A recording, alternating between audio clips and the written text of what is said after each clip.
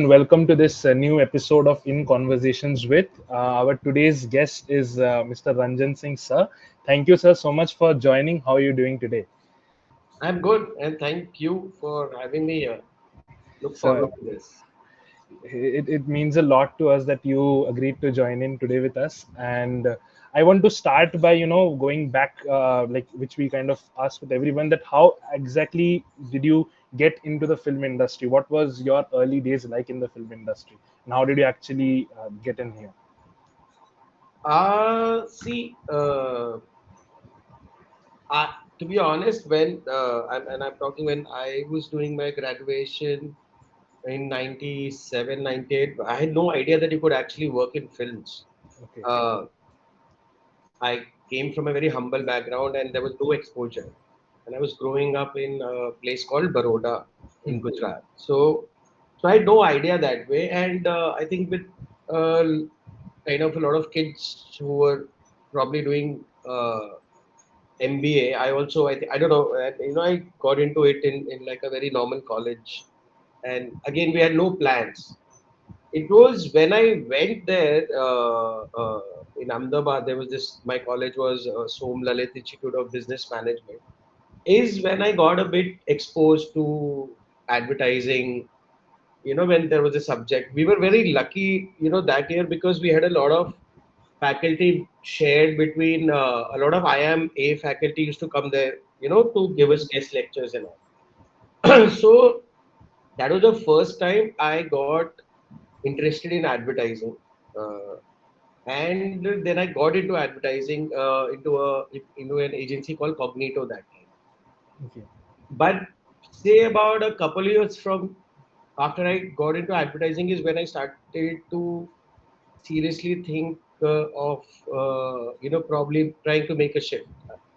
I was in Bombay and that time Inox was just formed as a company Like where Inox Theaters, the yes, theaters one. Yes. yes. So Inox were about to launch their first property in Pune, Okay. and I used to kind of manage the Bombay office of my ad agency.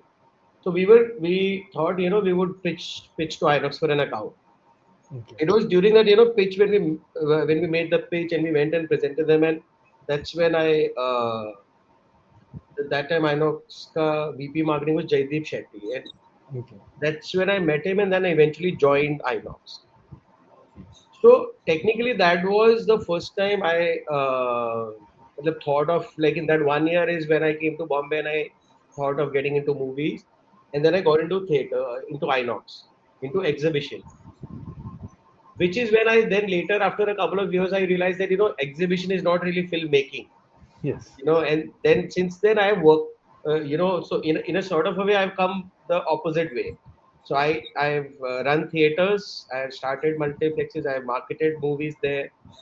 Then I got into distribution. Then finally got into producing, and Okay. in between there was some small stuff that I directed. Okay. So it's been like the full spectrum that way. Yes, it's been quite a journey. Yeah. So, like, can you kind of, like, for those of us who are over here, can you kind of explain how exactly this theatrical distribution model works in the Indian film industry? Because you have been over there when theater was a big thing, when multiplexes were coming up. You have been since the inception of Inox, and now there is a paradigm shift because OTT has come in. So, can you Yeah. exactly explain how this entire model works, like in simple words, so that we can also kind of understand? Yeah. So see, PVR was the first multiplex which I think they opened in '97 in Delhi, but they were limited to Delhi for the first 3 4 years. They had two three properties, I think, Saket, Narayana, and one more. 2002 is when Fame started the first multiplex in Bombay, and then Inox started in Pune, and I think a couple of months later, Fun Republic started in Ahmedabad. So 2002 is that year where a lot of brands started multiplexes. Uh, now the main thing what happened was there were the number of screen. India is still a very under screen country. Oh, Uh, really? yeah, heavily under screen. So the number of screens to the number of people here, and if you consider the amount of films that we make, they are highly under screen. Yes, like because the official statistics says that we make close to 10,000, more than 10,000 films every year, like all industries combined.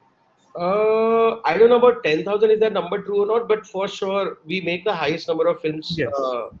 in the world.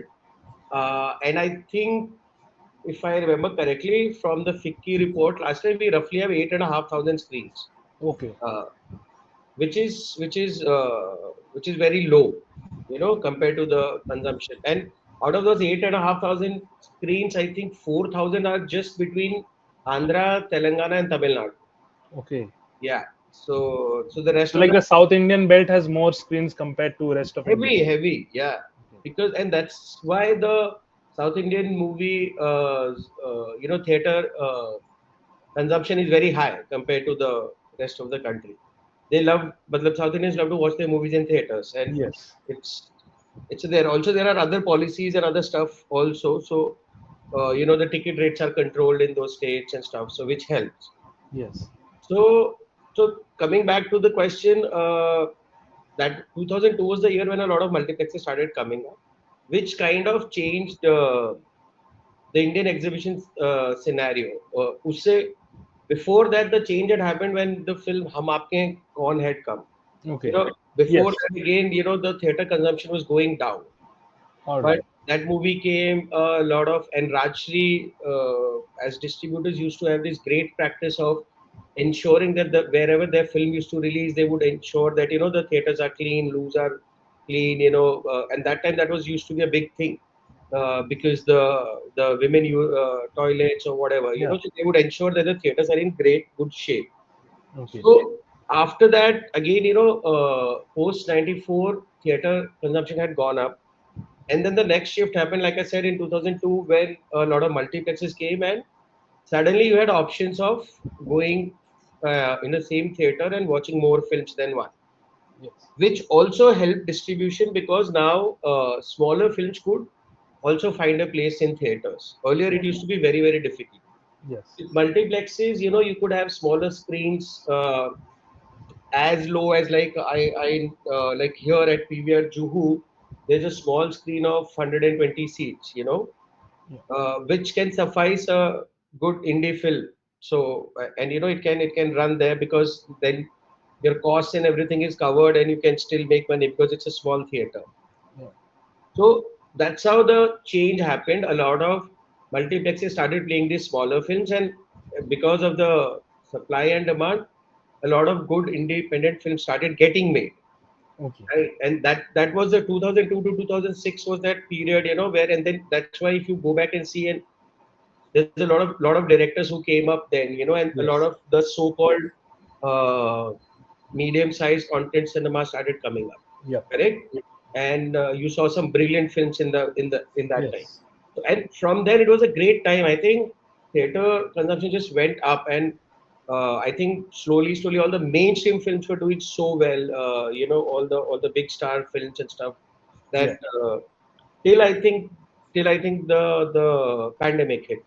Yes. So I will put that phase as a great phase, starting from 2002 2003 onwards. It just went up, and we could do a lot of theatrical. It helped to put smaller films also into theaters, and Yes. that's how their distribution got affected also, in a good sort of way. The other part of the question, you said, what's the theatrical distribution system. Yeah. Yeah. Yeah. See, there are broadly three, four kind of models. Uh, Today, like if a studio makes a film, most studios have their own distribution teams, divisions. Yeah. So they will make their film and they will distribute it themselves. Okay. Uh, So like Dharma Productions and YRF and these guys. uh, Dharma doesn't have a distribution thing, but Yashraj, Yes. Zee, Viacom, Okay. Popstar, these are studios. Dharma mostly does it with Viacom or with AA Films, which is Mr. Thada. Okay.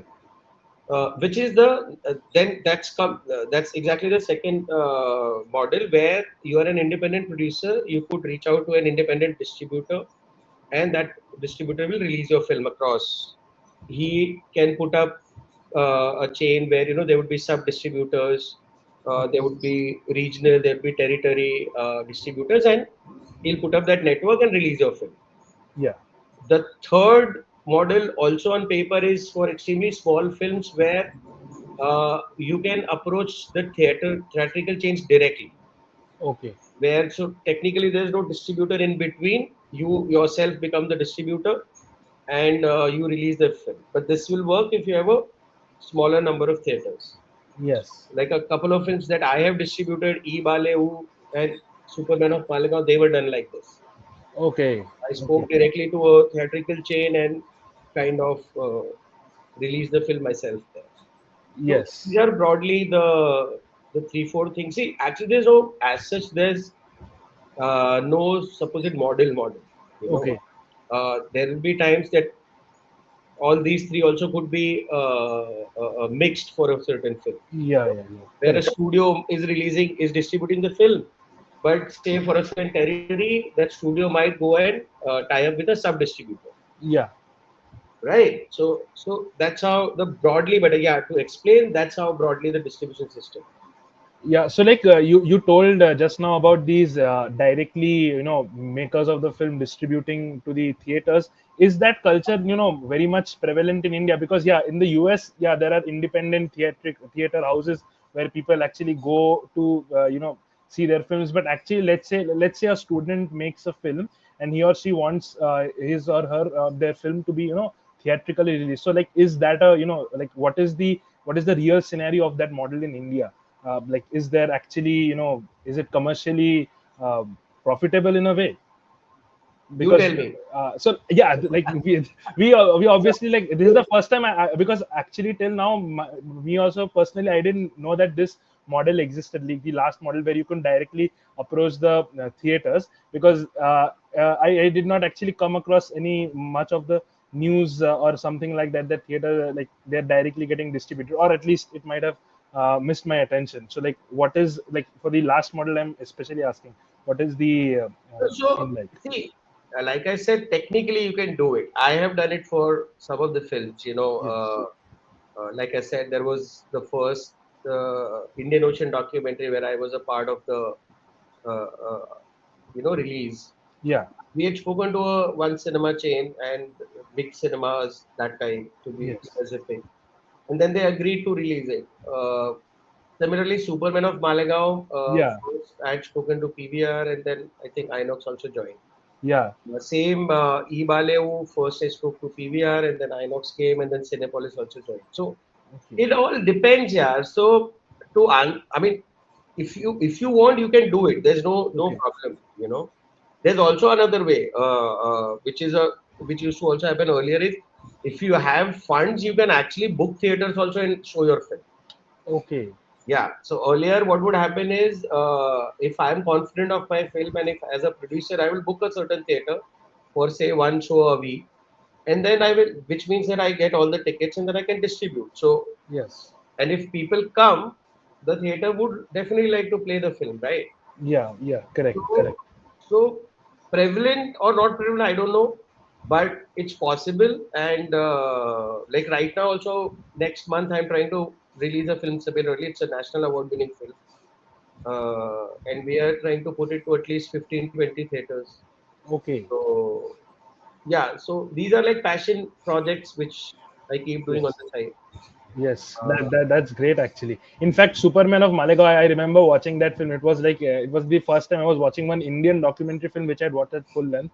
It was such a good movie, and it was about filmmaking. Superman of Malegaon, like, so much passionate they are. I had seen that, like, actually that film is uploaded by the director herself on YouTube only. So I saw that yes, film on YouTube, yeah. and I didn't know that you were also associated with. So like, that's I great to only know. distributed it Faiza, so the YouTube deal and other deals also. Yes. I was a part of it. Yeah. I was the distributor. It took me Great. Great. 4 years to put that film out. It's a long So now, sir, coming to the production side of the things, since you have, time. yeah, sorry for that. So like, since so like you have so much experience in the distribution side of films, while coming to producing side of the things, what do you exactly keep in mind while selecting projects? Oh, so I don't know what it's not about selecting. What happens is Yeah. uh, if you're a producer, if you are a part of a production house, if you're running a production house, Hmm. then people pitch their scripts to you. Okay. You read them, and if you like them, if you like those stories, it's as simple. If you like a story, you want to then put it out. You want to make it and Yes. put it out. Yeah. There's if you ask me, there's as such, it's just there's no factor as such, except that you have to like it, right? Yeah. That's that's the reason number one. If you like the story, if you and then second you like the director, if you know about his or her work, then you would want to collaborate and do it. So if you ask me, I don't know, yaar. Matlab, there's no specific. We have made all kind of films. Yeah. So a lot of people still ask like, what is the genre you like? I said, no, nothing. It should be a good story. Yes. And then the kind of films that we make, then we figure we try and make them work. You first make them in a decent budget so that the recovery is easy. Then you try and give it a good marketing campaign. You release it so Yeah. that more people can watch it, and you do justice to the film, to the story you are telling. So yeah, so nothing specific as such. Okay. So, can you tell us a little bit about your collaboration with Anurag Kashyap, sir? How is it like, and what it's like making movies with him? So see, I have technically now I have known him before we met. We met on a box office before even Black Friday had released. Okay, so like before So is it's been a long time. So like, is it yeah, yeah, 2000? yeah. I used to work at PVR. I was Yeah. the marketing head here in Bombay, and I used to we at PVR we used to get a lot of these foreign films. PVR used to really get very good foreign films, from Miramax, from Yeah, Famous Mirama. Pictures, and we would release them. Okay. So one of those films once was a French film called La Fond, and we had put out an ad, and I like being a marketing guy, I wanted to see the impact, and because those days you would not get much budgets to advertise for foreign films, because this is 2006 I'm talking.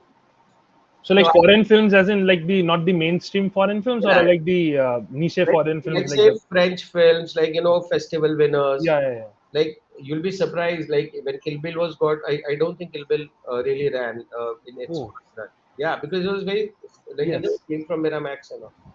So, so there were other good, like Burn After Reading, Wait Until Tag. Yeah. These are the kind of films, Paris Jatem. Okay. So one of those films, and I put an ad, and I wanted to see what is the response. So I went to the box office way early. I got ready, and I'm reaching the box, and I see there's one guy before me only at the box office, Yeah. and he's like in a oversized t-shirt, in a backpack, and then he turns, and I don't know what happened. Why did I say that? But I said, "Arey, you are that guy Anurag Kashyap, the blogger." Okay. So his passion for cinema used to write very passionately on passion for cinema those days.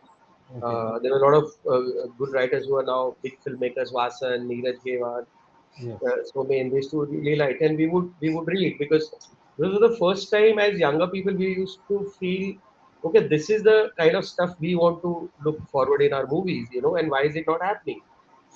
So that's how I met him, and he was like, "Arey, and I was like, why are you here in the morning, like 9:45 or something?" And like, I wanted to buy the ticket for that French film, La Fond. Okay. And I'm like, wow. So that day I first thought as a marketing, and my campaign has worked. Today, so the film will like break records. But only 22 people came back. So that's how we met, and from there, then he realized that we were trying to get a lot of such foreign films and good festival films also to India, Yes. and PVR really used to those days, vouch for such films. So Anurag then started writing about us, in the blog. Then he would tell a lot of people, ADs and his teams and all that to go and watch his films. In fact, one of the French films I did 50 days. Paris Jatam did 50 days in June. Okay. So that's how mutual, respect started happening. Then I would meet him. He would also send some recommendations to get those films, and we would try and get them. Then you would keep meeting each other, at events and stuff. So that was that, and then in 2011 is when they formed Phantom, and then I got a call from him that now, and by that time I had quit. I had quit the corporate side, and I was doing independent work as a producer and a distributor. That was the time Superman and Yeah. Leaving So Home, all those films I yeah. had. So he called me and he said, "Why don't we come and join now that we have a proper company setup and stuff?" So and then I joined Phantom in 2011, and since then we have been then working together for different. I was the marketing head at Phantom, then I was the associate producer on some films. Uh, so that's how it grew, and now finally at Good Bad Films, we have this company. We've made 3 films now. But I Yeah. was not part of Choke, which was the first film made here. I Yes. joined later. And the last film we made was Almost Pyar with DJ Mohammed, and Yeah. now next Kennedy. is Yes. Kennedy. Yes, So and yeah, then that brings me to my kind of next question. How did Kennedy happen? Because like when Khan's they were actually, I was on Twitter at that time. It was getting announced, and suddenly I see Anurag Kashyap's name, and like boom, what happened? What just happened? So can you tell us about the story about how Kennedy actually was the idea started, and how the yeah. project started? So see, Kennedy, I think has really come from within him, within Anurag. Because, see, one of those rare films where he has written the entire film himself. Okay.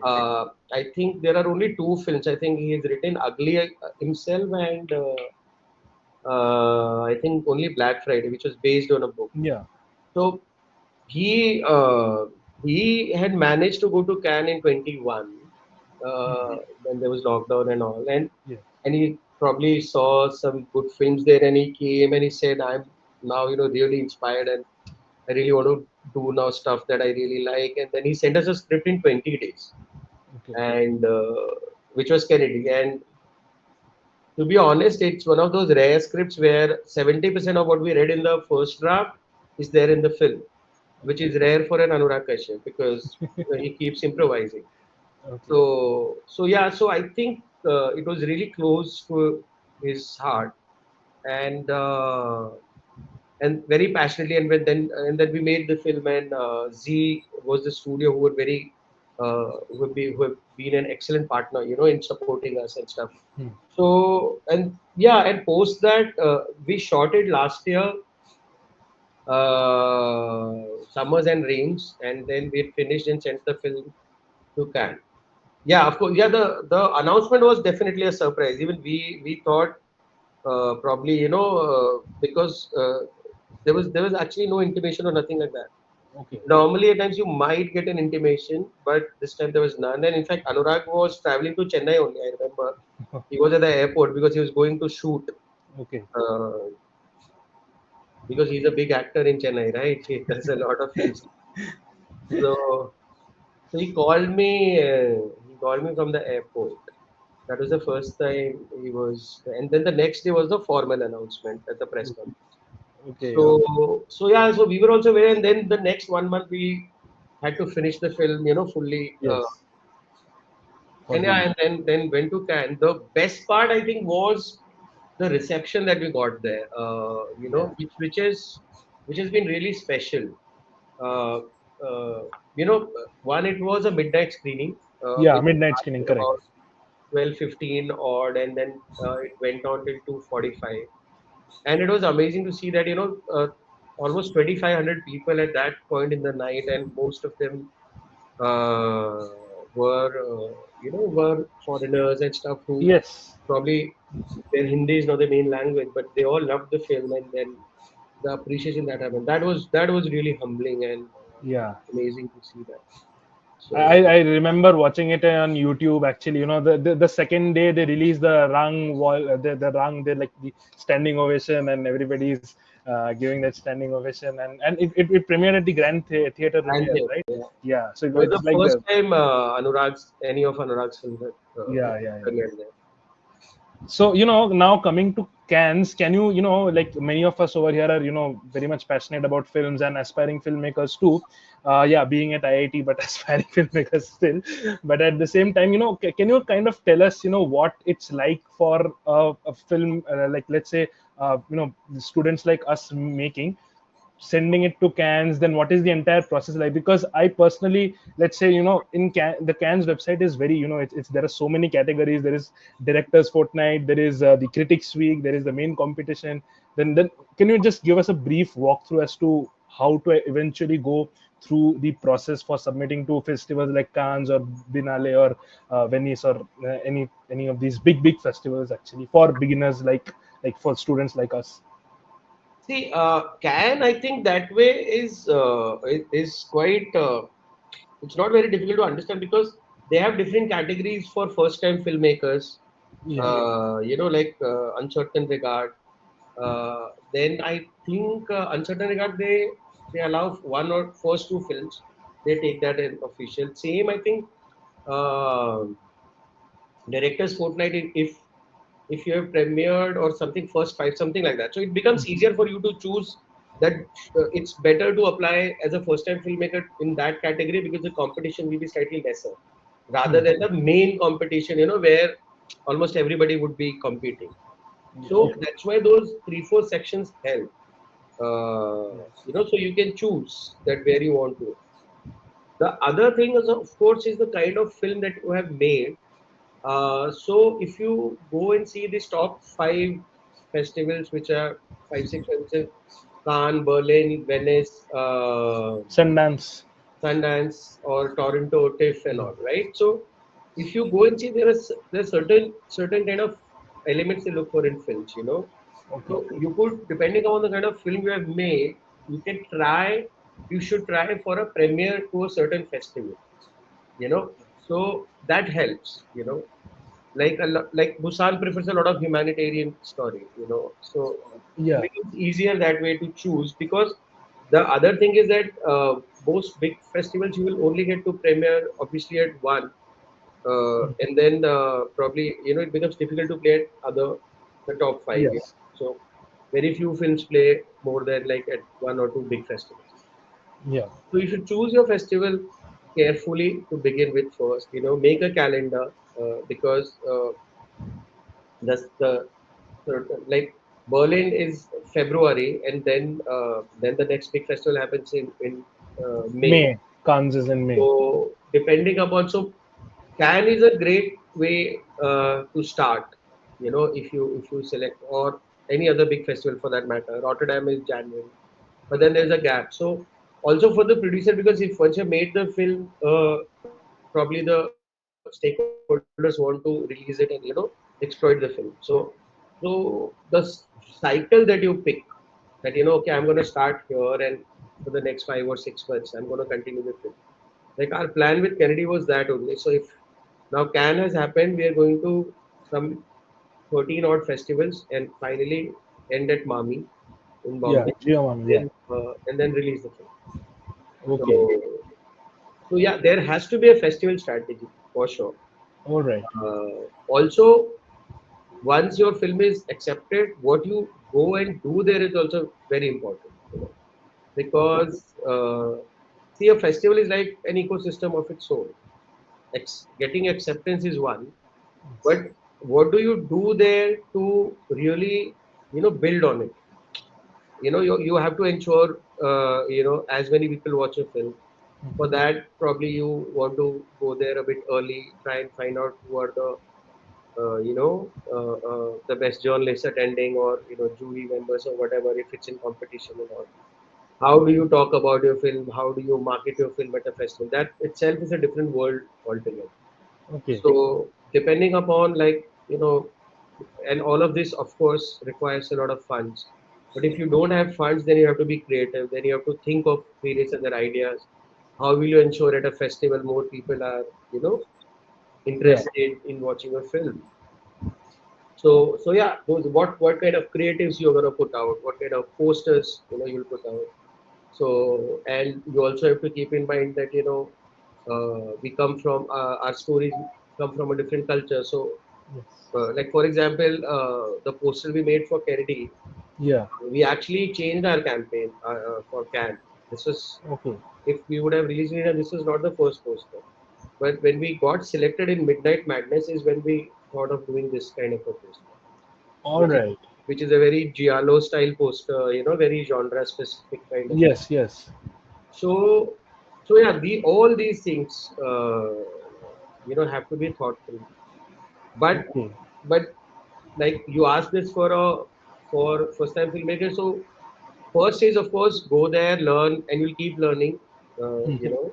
Attend as many festivals, watch as many films, try and meet as many because you'll once you go there, you'll realize most filmmakers across the world have similar set of problems. Yeah. So, Yes. like even in Korea, the last we were there, and our kind of filmmakers have the same problem. Yes. Lesser number of they don't get screens, they don't have big budgets. Yes. It helps to there are times people have taken some creative solutions they have come up with. So yeah, that's how you slowly build. Yes. And what was your experience at Cannes like?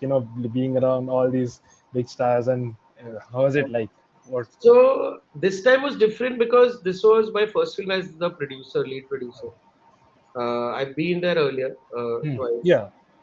with Ugly and Raman Rago. But Yes. yeah, like I said, this time was different because one, you can control things a bit better. Earlier, I was not the producer, but now when and because you've had an experience now, so Yeah. this time it was much easier because we knew that what are the important things, how a market screening is important.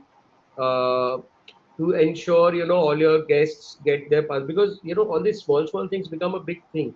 Yeah.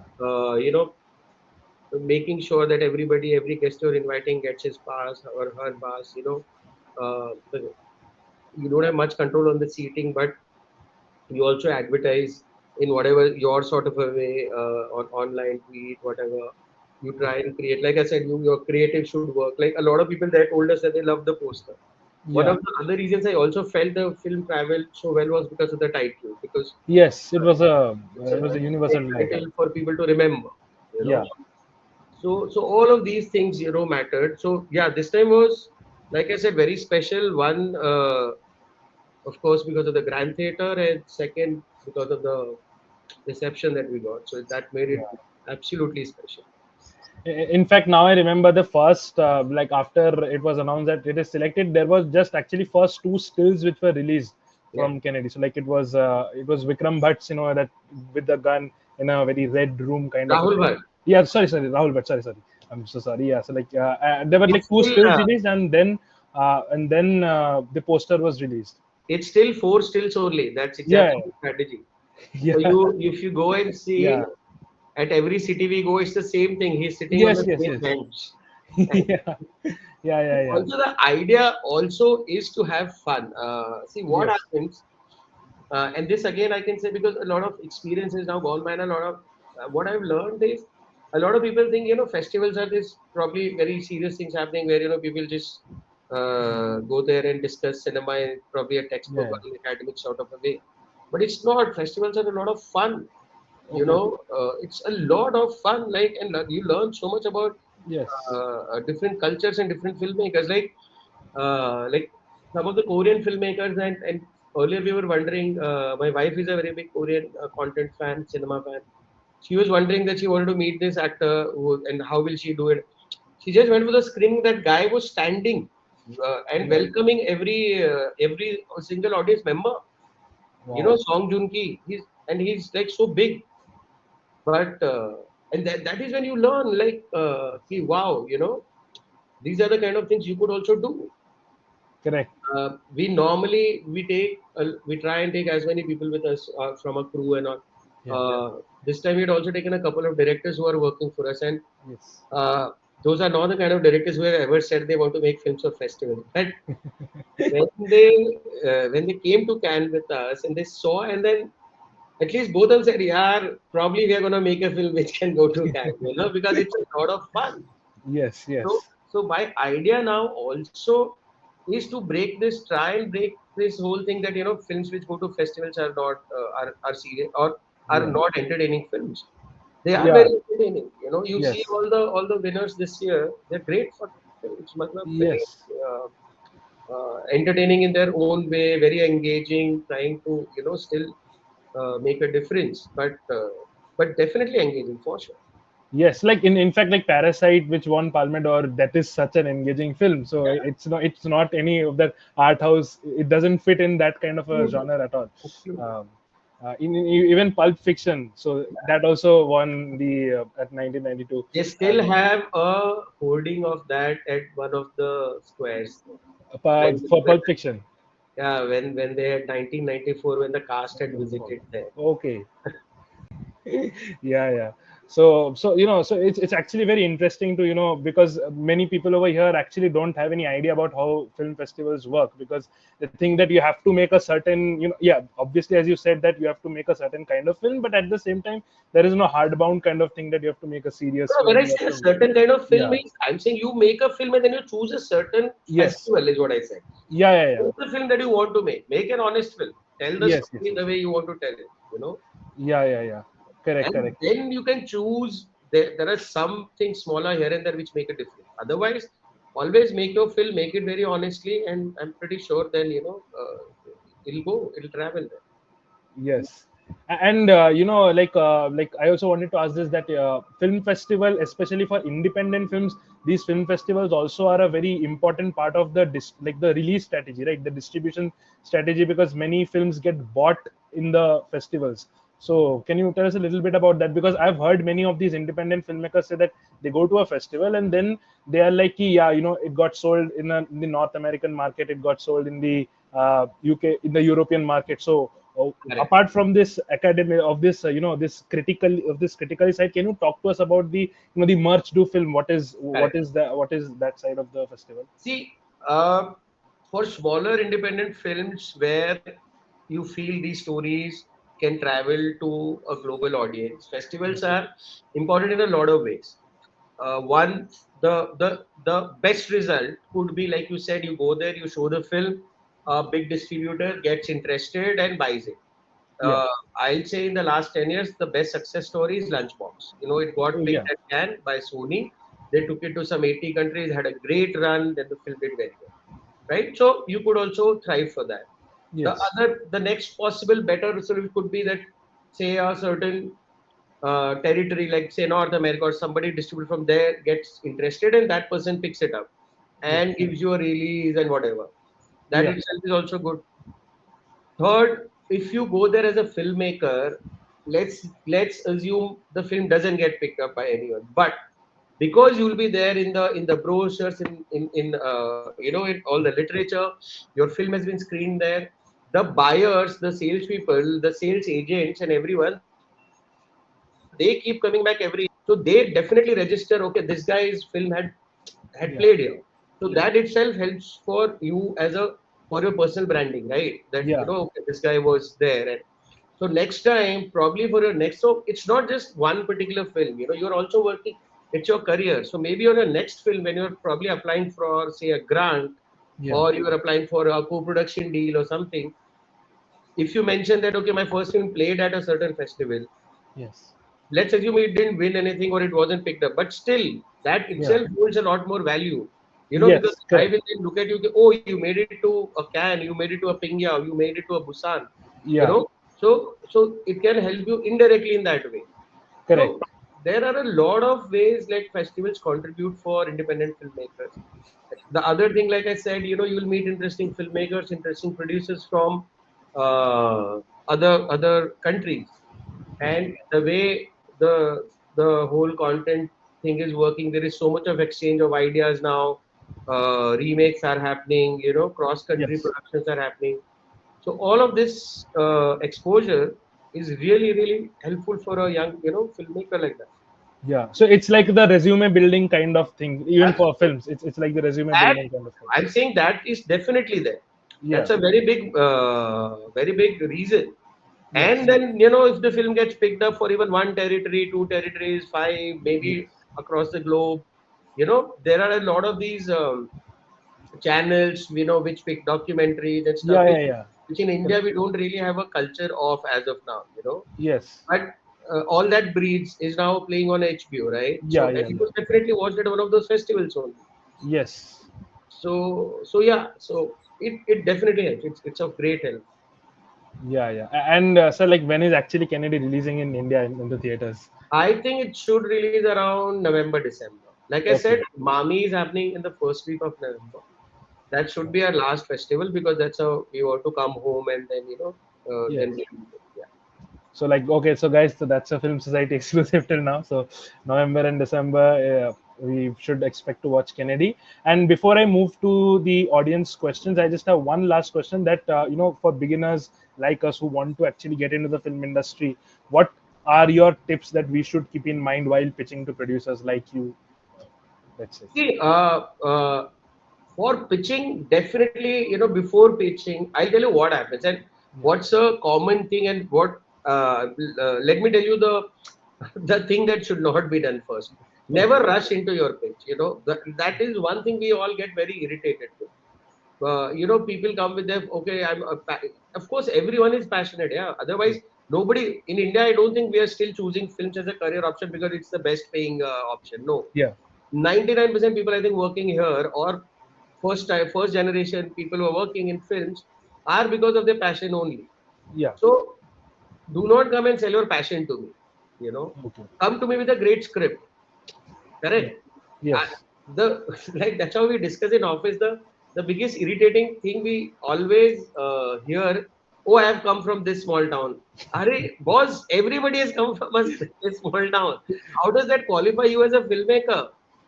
Correct. You Yeah. tell me I have a great story, I will read it, but Yes. give me the story when you're fully satisfied. So do your rounds, Yeah. talk to your friends, make them read. If you have some people, first read a lot, before you write. That's one thing, you have to read a lot of great scripts. You have to go through all of them, watch some great movies, Yes. and whatever you read everything, find your own rhythm, have your voice. I'm not saying follow either this book, that technique, whatever, Yeah. but definitely read. Okay, Yeah. and when you're fully satisfied with your script, is you should first think of pitching. Never come with a deck. Okay, I will write when you tell because that really irritates. See what happens. We read hundreds of scripts. Okay, Yes. now your script, I'm assuming, obviously will have something unique in it. Correct. Yeah. Uh, Obviously, no dull script ever gets made. So Yeah. if you think your film has something unique in me, you should present it to me in the most fullest form. If you send me that idea as a four liner or in a deck, you have just lost the novelty because Yeah. now I know the idea, but I didn't read because I didn't read the script. Now I just know, and now the novelty factor is gone. Correct. Yeah. Correct. So give me one shot, give me a full script. Most good producers, uh, read at least all the ones that I know. And it might take some time and all, but never because the a lot of people. Array, sir, if you have not read it, it's 4 weeks now. Can I send you the updated draft? No, you know. Yeah. You guys can look it up. There's a great article by one of the writers. I forget his name, and the article's headline is "I will not read your fucking script." It's a great blog somewhere around 2009 or 10. It came, and he has explained the question that you asked me that how to Yeah. pitch a script. The first thing is really make sure it's a great script. You know, Yes. don't be in a hurry. Don't be in any other and most of the things these now are just in the heads of people who don't work in movies. Yeah. The other thing, people keep asking, oh, what is the genre you prefer? And I said, nothing. Yeah. So what genre would you prefer? Nothing like, you prefer a good story, correct? Yes. Or people, or rather, they mean it is what genre are you looking for? No, I'm not looking for anything. I'm looking for a good story.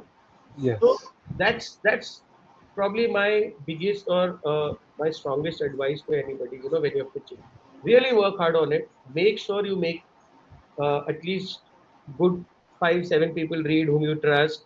Somebody if you can find who has the technical knowledge of a script, how to write a script or how to read a script. There's nothing fixed about anything, but somebody should Yeah. just read it. That are you writing too much of exposition? Are you writing too much of explanation? Yes. Is this script good enough for reading for the first time, or is this good enough for the shooting crew?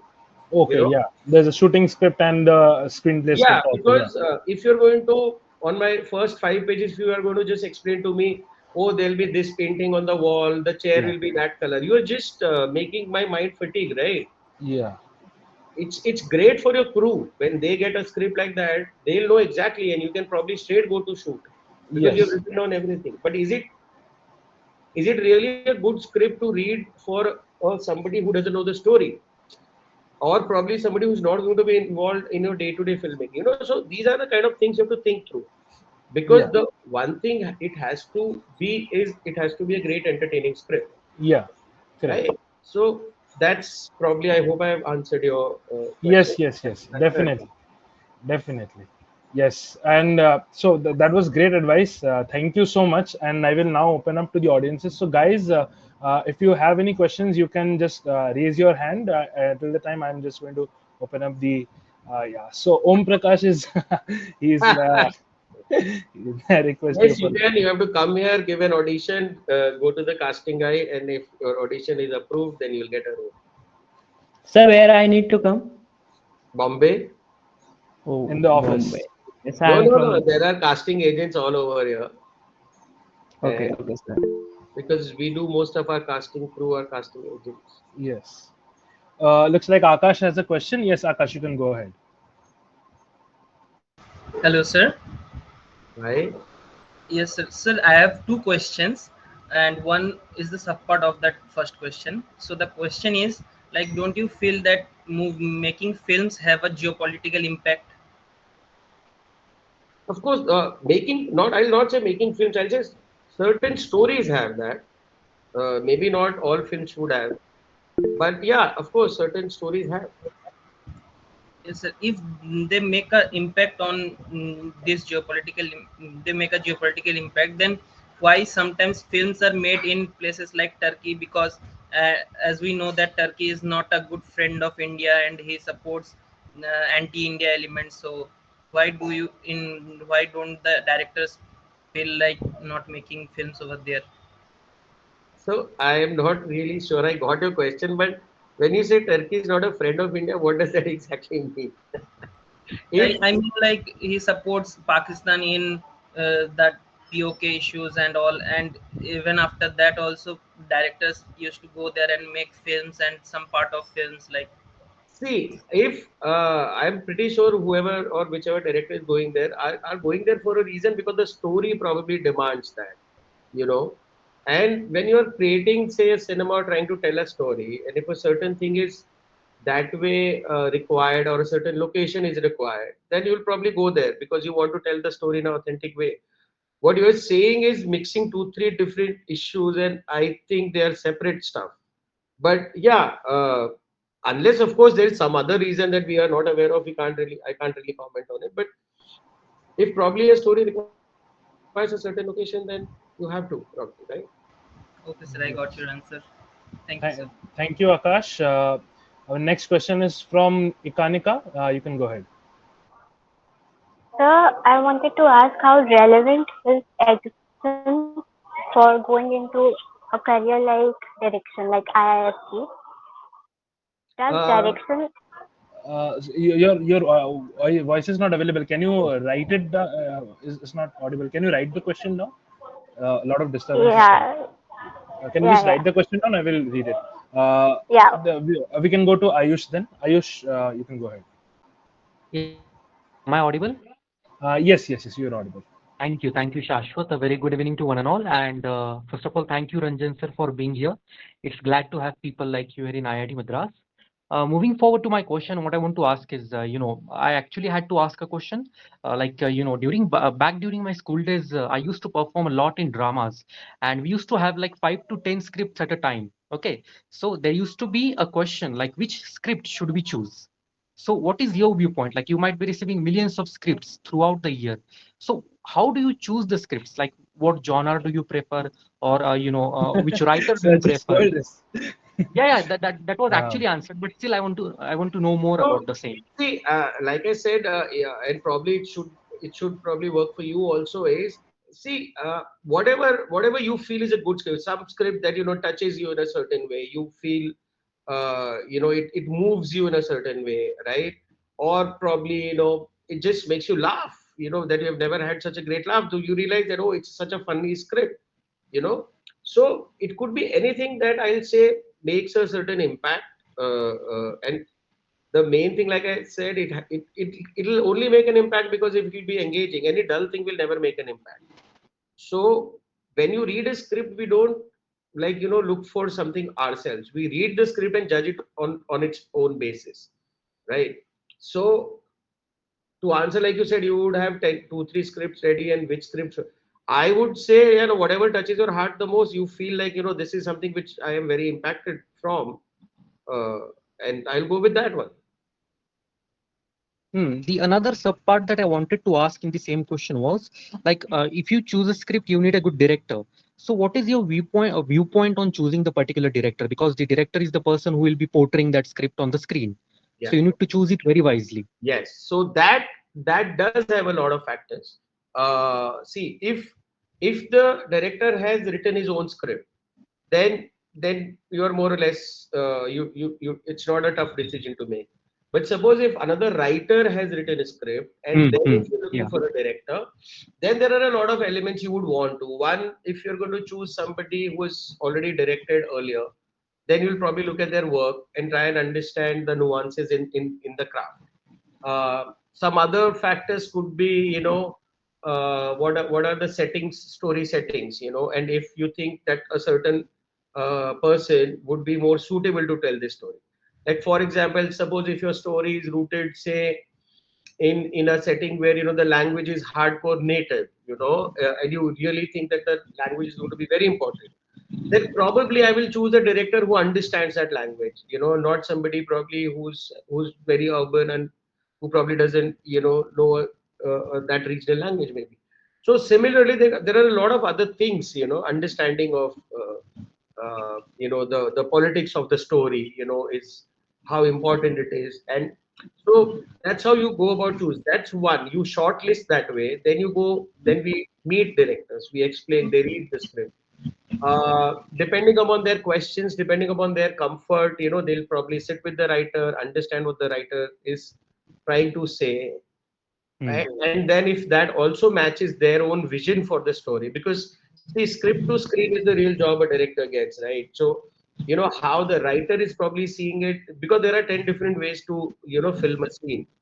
So if those things match, is when, and of course finally, the budget has to match for me. So all these factors will eventually help in choosing a director. Okay. As you're answering the question, you mentioned budget, so another question popped up in my mind. Like, what do you think about commercial films? Like, do you think budget matters for a film to make it a blockbuster, or does the only the message it's trying to convey matters? No, every story. See, the films that we also make are maybe are small, medium budgets, but as a producer, that's your job number one, to finalize the certain budget for a certain story. Like films like some of the art films, like films like Masan, or Yeah, Masan is a and great example. if they were made in budgets more than what they've been made, then probably they would not qualify as hit films, because then they would not recover their costs. So you, as a the job number one as a producer with the director, you have to sit and realize that, okay, this is the story I'm making. It has certain amount of whatever, an audience. Every story will have an audience. You have to figure that, and then depending on that, you have to allow that. Okay, we can spend so much money because this looks like it can be recovered. In spite of all these things, can go wrong, or things can go very different. Like nobody ever thought Lunchbox will make so much for the producers, but it had a Yeah, great story, a great run. So, but these are the alignments you can do before that. So I don't know. See, for commercial films, I'm pretty sure nobody will want to waste money, right? They think that that money spent on a commercial film is rightfully spent. That's why they do, right? So I'm pretty sure that's a factor they would also consider. Got Thank it, got you. it. Thank you, And Ayush. We yeah, have yeah. to also move to other No, no, no issues, no questions. issues, no So, issues. My yeah, questions were actually over. yeah. Thank you so much, Ranjan sir. Thank you, Film Society. Thank you. Thank you so much. So next, Ikanika had sent yeah, some. yeah. I'm just reading that only, and after that we'll go to Ishika and Anargo. Kanika's question is: how relevant is education in artistic domain like film direction? Should an aspirant aim and pursue for film institutes? Also, does getting the film degree enhance your chances of getting into the industry? Okay, so this answer is going to be as vague or as clear depending upon who you are. I'll tell you what happens. See, education helps a lot of people. So you'll have to figure who you are as a person. And there are some people who I know who have gone to these best institutions. They come out and say that it was the worst experience. I should have not gone. And then I know a lot of good directors who say, actually, thank God I didn't go to an institute because it would have spoiled me. you know and so everything has a pro and a con, right? You go to a film institute, you learn it academically, you learn it the right technical way and everything, but at the same time they would also tell you to develop your own unique voice. So if you're that person who can imbibe all that education and find a voice, it's great. If you personally ask me, I recommend it. you know I think but that I recommend for almost every skill in life. That's me as a person, that if you want to do a certain thing, I always feel use some bit of academics and then go ahead and do it practically. But there are enough champions you'll meet who will say, okay, no, all you need is you have to take a camera, start making films, learn it on the way. So that and some of the greatest directors have done it that way. You Yeah, know, correct. about enhancing your chances. See, if you go to an institute, the one thing definitely happens is uh, you'll have a lot of friends there, you'll have a lot of peers there, right? Who will all Your batch will come out together. I feel that becomes a good support system. And if I have to talk about the Hindi film industry, most people come to Bombay, and Bombay is not a very kind city in the beginning. So it helps that way to have your batch, have your seniors in the city. You can get advice from them. So that one factor is definitely there if you go to an institute. But to argue it from the other side, it also can have your shortfalls, because with your batch will also come a lot of peer pressure. you know so you might end up worrying about that. Oh, if a certain batchmate has made a film and it has probably done well or gone to a big festival, probably that pressure also can come to you. While if you have not gone to a film institute, there's no such pressure like that, right? So like I said, the answer will be as clear or as vague the way you interpret it. There is no clear answer. You should try and find out what is the kind of person you are, and probably go for it. My personal opinion, like I said, I feel academics always help in life. Thank you, Thank sir. you so much, sir. Thank you for your question, Ekanika. Anargo, your question has already been answered because we had a long discussion regarding film festivals. So the next question, Ishika, you can go ahead. Hello, good evening, sir. Sir, I wanted to know what is the difference between South Indian filmmaking and this Bollywood filmmaking? Because is it like is it like the rawness they provide South Indian movies, or is it like the devotion and honesty with which South Indian movies script writers create? I have literally right now I don't feel like watching Bollywood movies more, and so I just want to know why they are not doing that much good, in earlier times they were able to do. So we'll try and answer the question from the end. As we talk, do you know that yesterday's Friday, Yeah, Qatar has correct. opened at 40 crores, Yes, and Oh My God has opened at 10 crores, and at the same time, Taylor has opened at 45 crores. So 100 crores has been made in one single day yesterday on the box office. So, yes, and the Okay. week before that was Rocky and Rani, and the week before that was Barbie and Oppenheimer, and the week before that was Rocky, Mission Rani, Impossible. yeah, Mission Impossible. Correct. Yes. So, see, there were a lot of, if you ask me, there were a lot of reasons why the box office was not working. technically you see the lockdown has really put a lot of people behind in their financial journey. Probably we are Yes. privileged to say, so we could still go. Shashi, mute. Shashi, please mute yourself. He's Shashi, already bored. Shashi. So Yes, sir. to Sorry, I'm so to sorry, sir. no. So to Ishika, right? Yes, sir. So to answer your question first, if you ask me, like you said, you don't feel like watching Bollywood movies anymore. What exactly would you term like a Bollywood movie? Is probably in a way to look at it. Are you talking about the big films? Which had the biggest of stars. Probably they are not working right now. Or you're talking about the smaller films because there have been some very good films which have gone straight to OTT. Have you seen a film called it was by Nagaraj Manjule. Uh, There was another film called Badhai Ho last year. yes, Uh, yes. yeah, so I don't know if you still don't like those movies, but my point is, see, and I will actually try and quote or I'll paraphrase what Rana Sagopati said in an interview. Like, he was asked that, what is this whole this new pan India film system? And he said, it has always been there. He said, when I was growing up, we went and watched Satya across the town. And similarly, before that also, there were a lot of Hindi films which would do well like that. And I personally have also seen it the other way.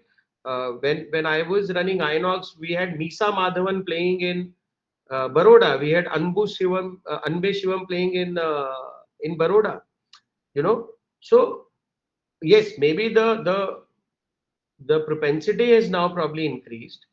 So and it's completely possible what you're saying that you are not right now liking what probably is coming out in Bollywood.